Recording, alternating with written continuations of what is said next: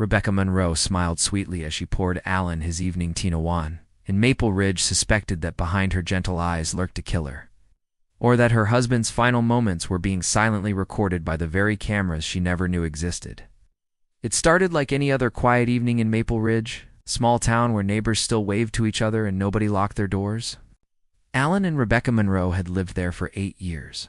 He was a retired electrician, kind and quiet. She worked part-time at a flower shop, always smiling, always polite. But behind the neat white fence and the manicured lawn, a dark plan had been taking shape. Alan had recently fallen ill, nothing major, just fatigue and dizziness. Doctors suspected early-onset dementia, but something didn't feel right to Alan's sister Claire. She noticed changes. Alan's speech slurring, his forgetfulness, even paranoia. She urged him to set up a few cameras around the house, just in case he ever wandered off or got confused. He agreed, not knowing those cameras would capture far more than he imagined.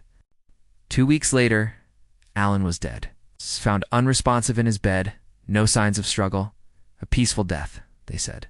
The medical examiner ruled it heart failure. Rebecca grieved just enough to convince everyone it was real. She cried at the funeral. She donated his clothes. But she also withdrew nearly $300,000 from Alan's life insurance just days later. Claire didn't believe it. Something in her gut kept whispering that this wasn't natural. So she went back to the house, where Alan had let her know about the camera system. What she found nearly made her drop the laptop. There in grainy but clear night vision footage, Rebecca could be seen slipping something into Alan's tea. Minutes later, he began coughing and clutching his chest. She watched him gasp for air. She didn't call for help. She just stood there, cold, silent. Claire turned the footage over to the police. When officers arrested Rebecca 2 days later, she was stunned.